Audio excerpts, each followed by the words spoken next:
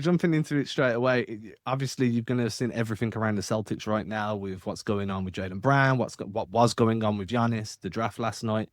There's been a lot of talk about obviously the Celtics didn't match what Miami was offering. Miami kind of emptied the clip to get Giannis. And now just talk about what happens next with JB. If like from where you're sitting, and I know when we spoke previously, you were very big on keeping the Jays together. Has Yeah. that is that stance still the same? Knowing everything that's gone on from Boston, Daglin, Jalen, in trade talks again, are you still very much let's keep these two guys together and build around them? Yeah, I mean, as long as Jalen is professional, I definitely think they should stay together. I think it's a tough duo to really, break down and break up, especially considering, when it comes to these surefire duos, every piece needs to be elite. And I believe, once again, we forget sometimes you got a guy that finished, sixth in MVP voting, led a team to 55, 56 wins, but also his playoff experience is something you can't really, forget. That's a huge advantage. So, to be completely honest, I wasn't even mad when he didn't enter the click for Giannis because, to a certain extent, I thought a head up trade and maybe one pick would have been decent because you're getting Jaylen Brown. You know what I'm saying? Like, Jaylen Yeah. Brown is unbelievable. I love what Giannis is doing. I love how Giannis competes. I remember Damian Lillard saying Giannis is, one of the best players he ever played with. He loved to go to war with him. It's just Giannis has been to war so many times. You know what I mean? Like he's been to war so many times, and injuries are starting to come. So often now. You're wondering if the way he can play will that last through another 3 or 4 years or another run of what you really need in this loaded, in this loaded NBA. And all it takes is one tweak of something for your whole season to be down a drain. And I just feel like, Giannis has a lot of wear and tear on his body, and I just don't know how his game is going to age, considering he needs to, play so deep into the paint and play a certain type of way as well. Talking about playing deep into the paint, that was one of Brad's kind of comments after the season was just we all want dunks, we want layups and dunks before we, and then obviously the next thing down the line is threes. With the way the Celtics play with that 5-out offense, and the reason I want to ask you this is because you've played in multiple different systems during your career. Yeah. There's a consensus or there's a discussion point where cutting can be detrimental to spacing when the cutting comes from the wrong angles or at the wrong moment in time. So how do you kind of navigate free agency and the draft in finding guys that can give you the additional rim pressure, but have the ability to understand when their cuts or when their drives are going to be valuable to spacing versus when they're going to be detrimental? I think it's one thing, it's obvious to find the guys that aren't going to overshoot and want to, dunk everything. Remember Javante Green back in the day? He has shooting capabilities, but it's as simple as him going to the rim and you remembering all his highlights.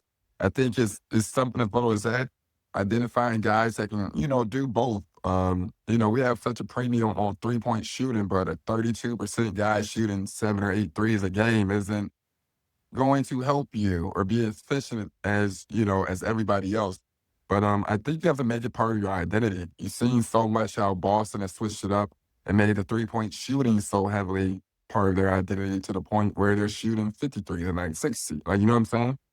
So I think now when it comes to training camp, the same way when Joe Mazzulla was coming in, playing defense and pressing and doing all this, I feel as though, when you play that type of way, the game is going to go super fast as well. So I think when you're trying to slow the game down, do a bunch more cutting and somewhat playing a half court situation, you have to work that in, you have to work that in terms of when you look back at like the San Antonio Spurs back in the day with, Tim Duncan, Manu Ginobili, Tony Parker. So you have to be on those accords and guys have to be on the string, not only defensively, but also offensively.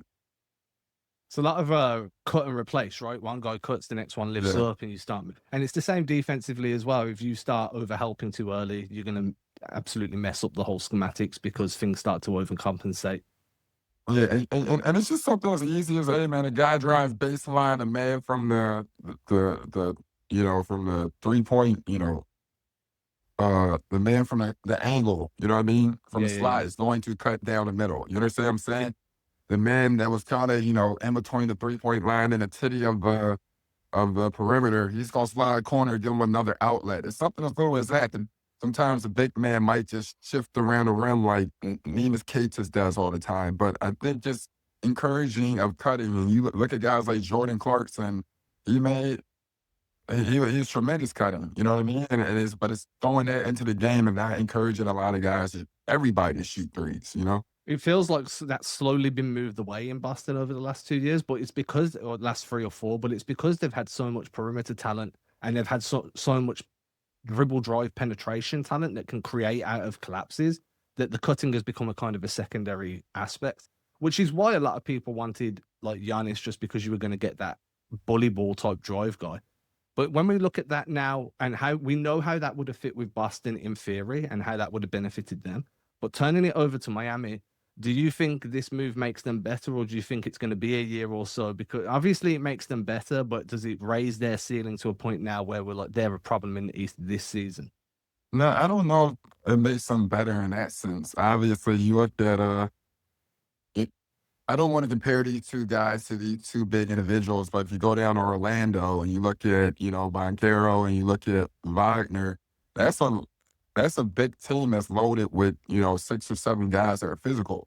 You go down to Detroit and it's somewhat similar, even though they might need to add a couple more pieces. So when you remove yourself from that, it's all about how you match up. Everybody was shocked that the 8 and the 1 went to 7 games, but it's like this is an ideal matchup series and matchup problems. I think, they got to go back to work and just add a little bit more pieces because obviously love Davion Mitchell, but you might want a little bit more firepower from that position.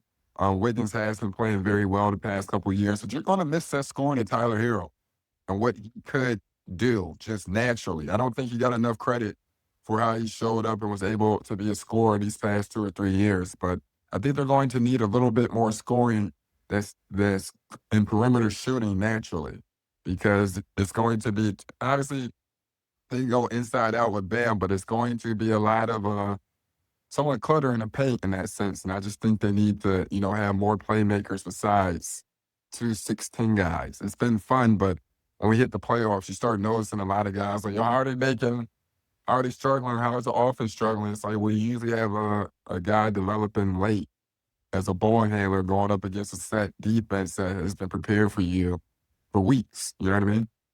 It feels like at the moment, it feels like it's just going to be DHOs into bully drives or like wedge actions, or someone's going to That be shuffle cutting. It's just going to be all interior back, throwback early 2000s basketball. And while that's cool because it's different, it just doesn't project right for me right now. And you're right with the losing Tyler Hero and then Norman Powell being a free agent as well, and yeah. how they're going to do that.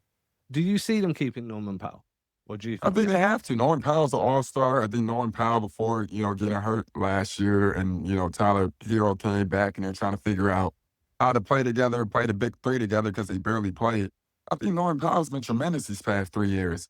Obviously, his age is something you worry about, but the way he's prepared, even in latter years of his career, shows that he's a real pro, former NBA champion, but can really score. And he's coming off a season, he's averaging, 20-some points a game, shooting the numbers well. And I think you have to, you got to keep as many scorers and as many playmakers as you can in that unit to complement them, especially considering if Giannis is going to only play 65 games, maybe, depending on how his health has been. you've got to surround him with as much shooting as possible? Yeah. It's just the way it is. And you said this the last time we spoke. You were like, if you look back to that Milwaukee team, it was just shooters and Giannis, and he was basically the entire offensive hub. Obviously, they had Drew, who's amazing, but the You space. had Chris Middleton. Yeah, you had Chris Middleton. You had a couple good players.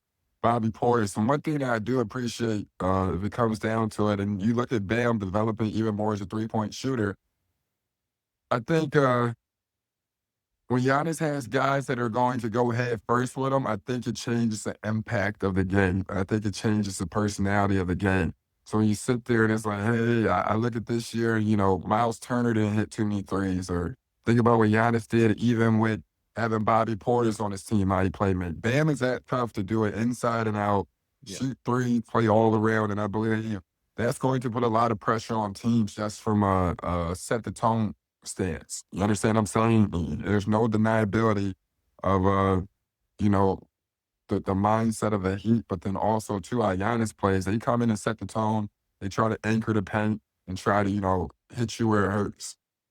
I want to turn this back to Boston for a moment because obviously I purposely missed out Chris Middleton and now I feel guilty just being mean to guys because they don't play for the Celtics. So moving back over to Boston, they've just drafted Chris Senak. I think that's how you pronounce it. Yeah. Have you seen much of him? And then second to that, just to kind of lead on from there, as somebody that worked in that development system, what can he expect his first few months to look like once he gets into the facility? Yeah, I think I've seen him. I like him a lot. I like his personality at Houston. I knew he came in as a All-American, highly touted, but I love how he and even just Jalen Fleming's they've been able to I'm sorry, Kingston Fleming. They've been able to just join a tough, environment. When you go to Houston, Coach Sampson, that's a blue collar environment. Even when you look at some of their summer regiments, it's somewhat identifiable with the Celtics in the sense of, hey, toughness makes it here. We're not relying on your skill and your talent. And he showed that he can shoot the three a little bit, but he takes great pride in, hedging pick and roll, showing on picks, and then defending the paint. I think when it's coming down to a front court that really needs, some movement, talent, athleticism, I believe they're going to get a lot out of them, especially when it comes to the skill development part, because no matter what, you're going to need to shoot the three, but you're also going to need to be active. And, his first couple of months are probably just going to be, breaking them down and showing them the Celtics way of just toughness. You see how those practices go, Joe wants to win 60 games a year, but he wants to win it the right way. And in a sense of playing at high intensity, that right type of caliber, and you see the standard that they have with Neemias Queiroz and, you know, even Luka Garza. It's like, hey, bro, you're not good enough to be hurt. You're not good enough to play. You're only good enough to be on the court to show if you deserve more minutes. And I believe Chris is going to thrive in that situation just based off of how they were raised in Houston. I mean, that Houston basketball program is unbelievably tough. It's been one of the best programs in the past decade, and you have to be mentally comfortable to play there. What do you think about him getting minutes this year? I know I've been of the opinion, and you kind of alluded to this just as well, that one of the biggest misses on this team since Al Horford left was just defensive versatility in terms of switchability, as you mentioned, being able to hedge and being more importantly being able to hedge and recover without giving up too much space for your man as long as the tag guy's there. Because of that, and because he seems to be the only big on the roster right now, obviously things can change throughout the summer, that thrives in that type of role. Do you think that gives him a pathway to early minutes, or should everybody kind of pump the brakes and give him an opportunity to develop? Looking at the front office, the front court right now, you would think you would give him an opportunity to compete a little bit. I want to give Neemias Queiroz his due credit for what he's done and how he's anchored that position this past year. So I want to give that to him. But obviously, in the playoffs, you've seen they were trying to work through three different big men, figuring out what would work, what wouldn't work. So I think in any situation, you want to make sure your two-man rotation at center is always solidified, so you can have a further identity and have build up some firepower in both the first and second unit. So I think if he comes out with the right type of mentality, right type of energy, who wouldn't love that youth on a defensive end? And it's not like you're expecting so much scoring. You're just expecting a person to run the floor, push the pace, and play Celtics brand of basketball. And I believe you kind of seen it from the guy, was it Amari Williams from last year?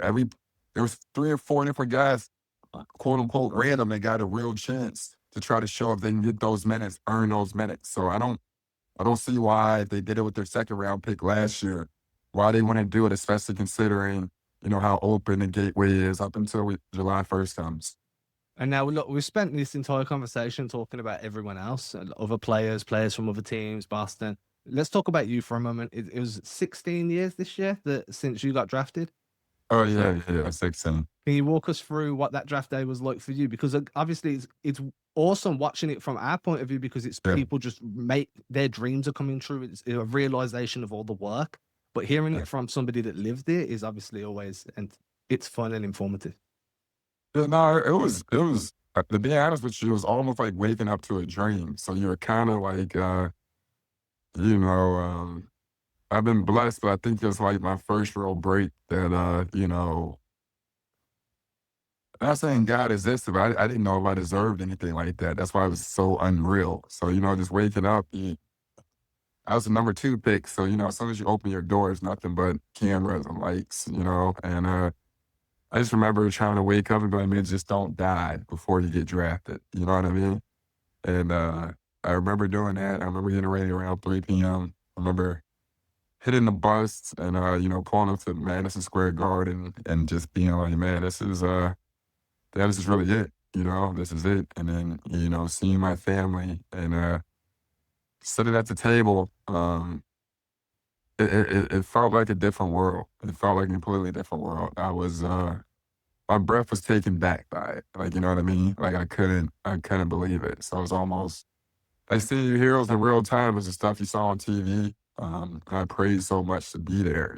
Back then they only invited like 10 or 12 to the green room. They didn't invite 20 something people. So to be on TV, to go first round was one thing. To go lottery was a big deal. Only lottery picks were there, so it was cool to be like, man. Not only was I able to do that, but I was able to be here, celebrate with my family, and finesse from there. So it was beautiful. It got hectic right after.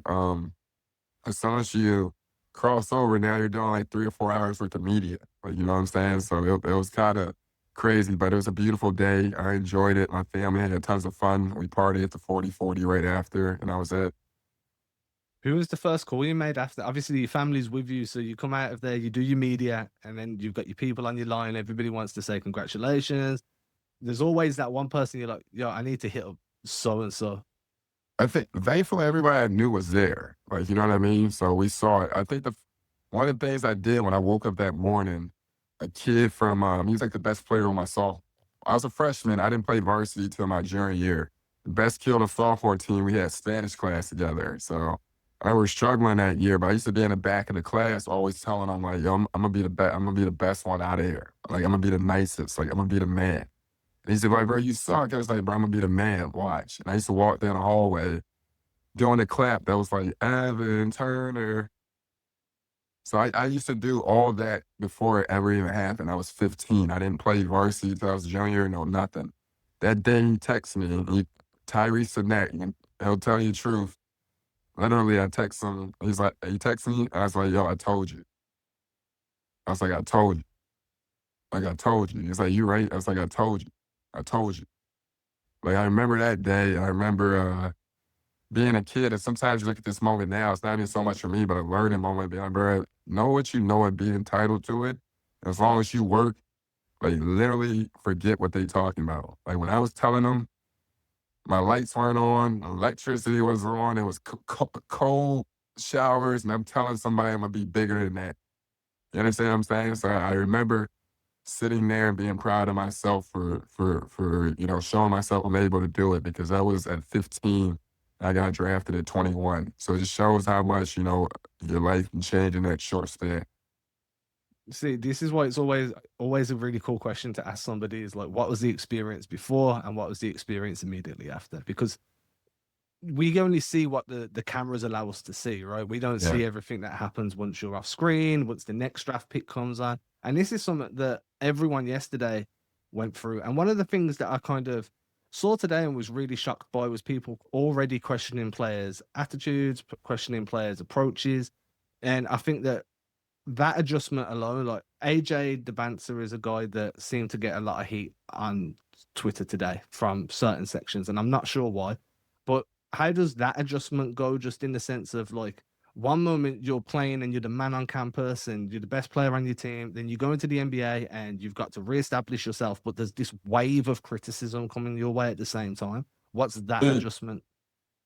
I think it's just noise. You got to block out outside noises. Never really matter. Like, you know what I mean? I think sometimes, even when I was younger, I put too much stock into what random people said, and it didn't matter. Like, I get to wake up each day and, build whatever my future had. And you can't really, it's one thing you want energy from your fans and support, but it doesn't matter. You have to work the same way. And, you know, success is a borrowed suit. Like, you know what I mean? Like, embarrassment, failure is a borrowed suit. One day you're going to wear it, one day you're not. And, like I told, a young kid, the other day, he's 15. I'm like, you gotta look at this as like a 20-year run. Not like, oh, did I go to Team USA? Oh, did I make All American? Like, like the span of 10 months can change everything. So I feel as though kids just lock in and being pros and not too much worried about what people say.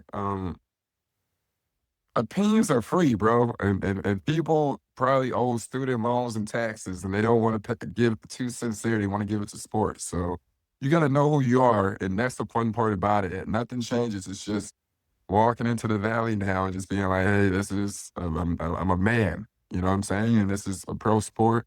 It's what comes along with it. And at the end of the day, it really it's just so much positive, bro. All that hate only makes sense, bro. I think I just saw AJ sign for 70 million on a rookie contract, right? Like it's like 69 million or something like that, right? His rookie It's deal. crazy money. Yeah, something. Yeah, I mean, like they supposed to because this ain't making no sense, you know. So, but I think also too, it's certain things as well to comprehend and like, hey, it's all about how you match up against these pros. It's no longer college.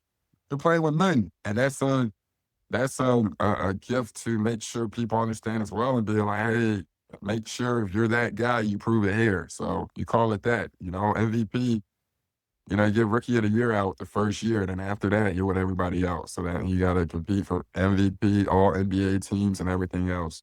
It's tough. It's tough, and I'm part of the problem too. I'm throwing opinions out left, right, and center, so I own my part in it just as much. Last question I've got for you. Right.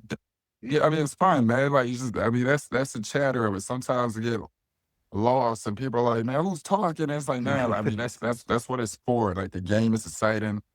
Everybody's enjoying themselves, and it's a global game. I love it. Last question I've got for you, and I'm putting you on the spot with this one.